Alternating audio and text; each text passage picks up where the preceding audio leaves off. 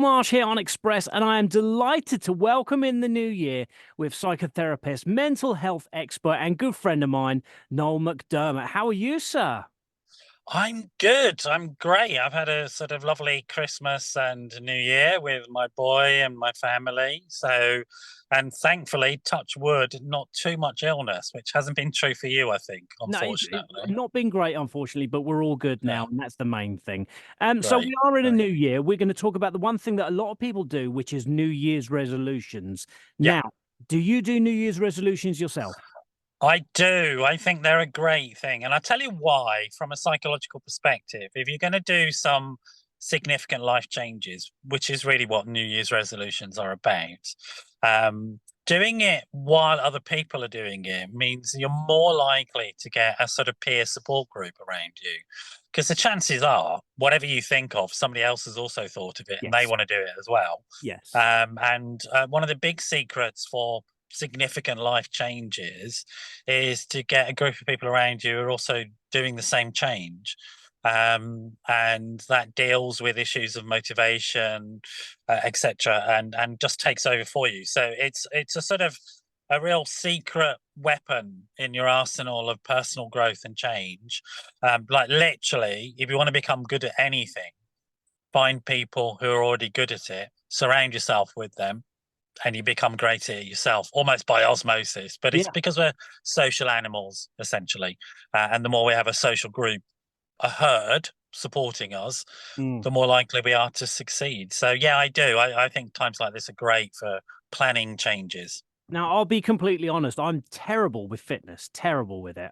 Yeah, I have to get into a routine. I have to get that motivation. And if I do something continuously all the time, I'm very good. But what I can't do is that stop start. Now, I used to play football yeah, many, many moons ago now.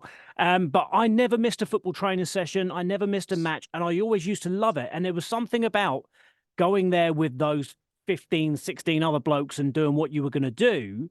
And I knew that if I didn't make it, I would be letting them down. And like you say, yeah, there's exactly. something about that mob mentality, isn't it? Whereas, let's just say, for example, I've quit smoking and I'm going to do it with five other friends. And you know that if you light up that cigarette and you start to smoke again, Yeah, you're yeah, letting your friends down. yeah. Yeah, and also more than that, before even doing that, lighting the cigarette, there's a bunch of people you can reach out to and say, "Look, I really feel like having a cigarette," and they can coach you away from it. Particularly, I mean, one of the things I did when I quit smoking, which was a long time ago, 30 years ago, I texted all my mates because the nurse I was seeing at the time to help me quit smoking suggested I save my money for a year that I hadn't spent on smoking and I spend it on something to reward myself. So one evening, for sort of in a moment of absolute madness, I messaged all my mates saying, "Oh, by the end of this year, I'm going to buy myself a bicycle and I'm going to cycle through the Pyrenees." Wow. Okay. A year later, what Yeah. happened? All my mates said, "Have you got the bike yet, Noel?"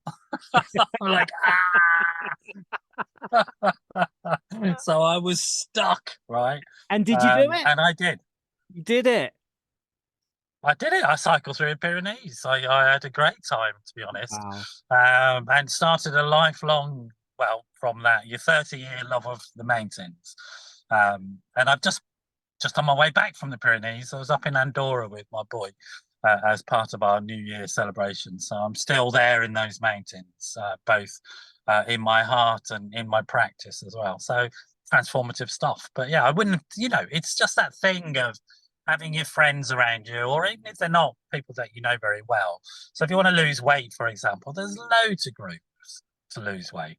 And so that's a great thing. The other thing about it in terms of motivation, because you talked about habit, right?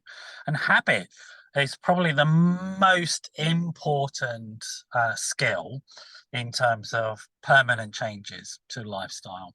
So I think about it like this, I mean, when I get up in the morning, I don't have a big debate with myself about whether I'm going to brush my teeth or not, Yeah. right? I used to have a debate with myself when I was younger, but I don't now. It's just a habit, right? It's part of waking up.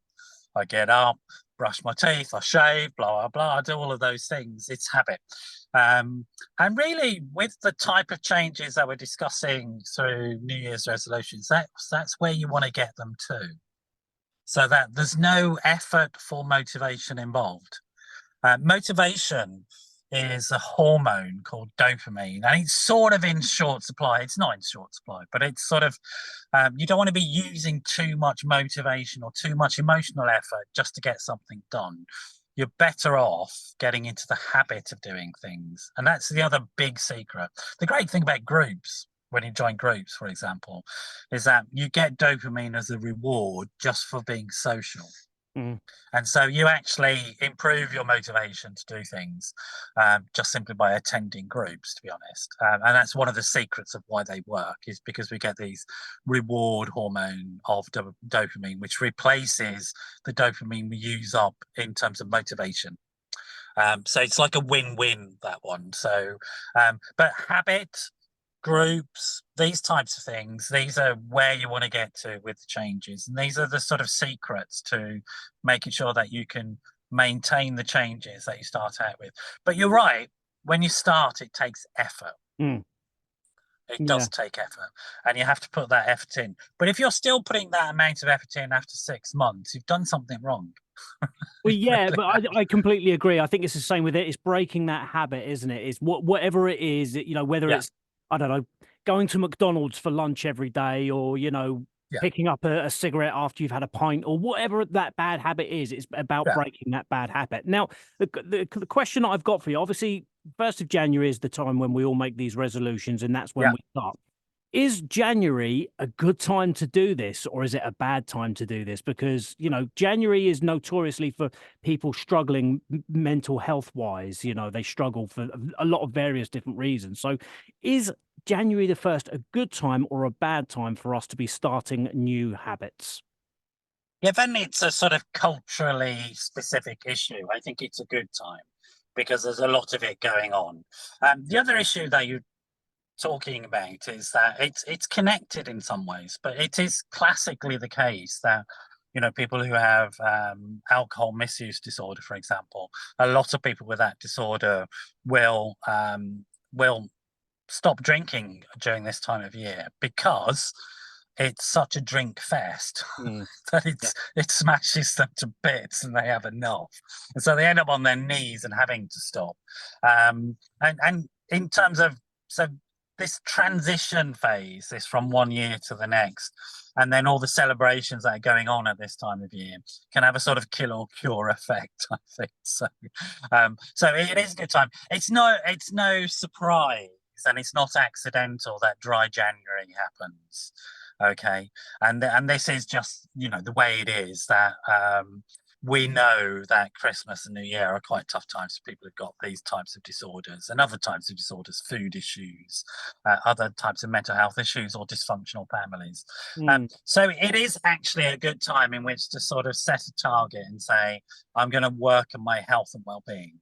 It's Mm. a good time of year in which to do it, and which might lead us on to a conversation about what are the types of goals we should be setting, really, and the types of goals that we should set are as important as the fact that we set goals. Yeah. And so I would suggest to people that what you want to do is, you're always looking for maximum benefit for minimum effort. I'm Yeah, essentially I mean, what you're saying, that's a right? life goal, isn't it? It really is.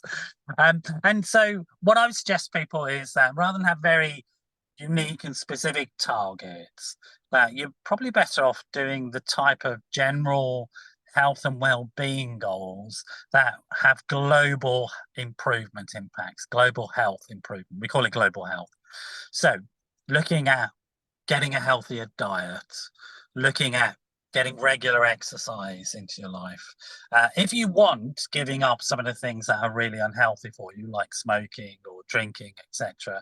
But again, I would say focus on the other global health improvements. So improving your relationships, making sure that you've got a good set of emotionally supportive relationships around you, improving things like your sleep hygiene. It may seem crazy to suggest this, but getting good sleep is one of the better decisions you're going to Mhm. make in your Yep. life, getting into regular sleep patterns Yep. where you go to bed at a relatively reasonable time and get up at a relatively reasonable time so that you give yourself the psychological and physical rest that you need. But if you haven't done any of these personal changes and you were to say to me, Noel, which is the most significant personal change that you could work on for this year? My advice would be, and you may be surprised coming from somebody who's more on the psychological side of things, is regular exercise. Yeah. The Yeah. evidence is if you get into the habit of regular exercise, which is 3 times a week, 20 minutes, raising your heartbeat, you're going to significantly improve your life outcomes on every single axis. Yeah. And it's the big secret of life, folks, is getting into regular exercise. Do you know what? And the way to It's not do even a that, big secret, is it? It's not a big secret at all. no, It's a well-known thing, and we all need to do some form of whatever it is that we do. We need to do more of it. Now, before I started here at Express about, what's that, 18 months ago or something like that, I yeah, used to go to the gym every day, and it was the best I'd ever felt, and I loved it. And yeah, unfortunately, starting this yeah, job meant that I couldn't go to the gym every day.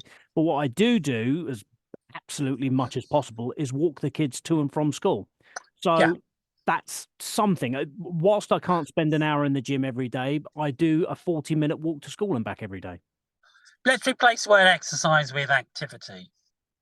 Having an active lifestyle is a fantastic change that you can make, whatever that activity is. I mean, it's really important to understand this. Our bodies are still essentially Stone Age. Mm. Our bodies haven't changed that much since then. Our culture has changed.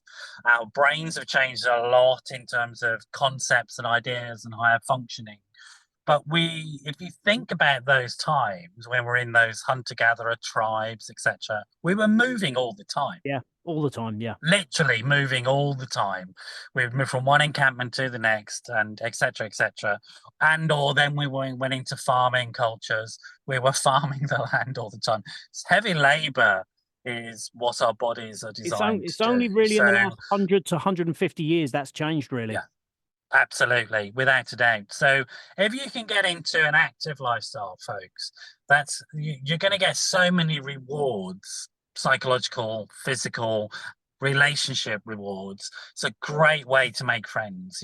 Walking your dog. How Mm. many relationships form? How Yeah. many friendships form because you've got a dog in the park, We etc. do it all the time. Yeah. Absolutely wonderful stuff. So I'd really recommend people to do that. And if it seems daunting, which is often the problem you're doing there, the psychological problem you're giving yourself when it feels daunting, is you're looking at the peak and you don't want to be looking at the peak. You don't climb a mountain by keeping your eyes on the peak. No. You climb a mountain one step at a time and you keep your eyes on the path in front of you. And that psychological truth is for any activity, any change that you want to make. So what I recommend to people is that you break these goals down into small manageable bits. And this is the way it works, coming back to habit, right? So you break it down into the smallest skill. You master the smallest skill first. That's going to take you 3 to 6 weeks for your brain to change and get used to that new skill. And then you add on the next level of skill or technique on top of that. Again, another 3 to 6 weeks. And so by the time you're talking about having mastered this new change or got into the habit of this new change, you're talking about months before you can confidently say things like a healthy diet. We know the evidence is it's going to take you a year. And so having those realistic timescales where you break things down in small bits, you practice the small bit, then you add the next bit and you practice and you practice and you practice, then you add the next bit. This repetition is how you form the physical structures in your brain that we call habit. Yeah. Yeah. And Absolutely. once you're into the habit of doing something, it'll do the work for you. Yeah, 100%. Noel, as always, it is absolutely brilliant talking to you. I wish we could Right. literally have hours on this, but unfortunately we don't. It's been so lovely talking to you. If people want to find out a little bit more about you, if they want to ask you a question or two, where can they do that? They can jump onto my website. There's a contact form. So it's mentalhealthworks.net. and be happy to sort of give people advice and guidance. I also have a podcast on a Wednesday evening called The Wellbeing Show on YouTube. So check us out on YouTube. That's my name, Noel McDermott. But always sort of welcome sort of comments and feedback and questions. Thank you so much for talking to us, Noel. And I already look forward to our next chat. All right, mate. Take care. Have a great day.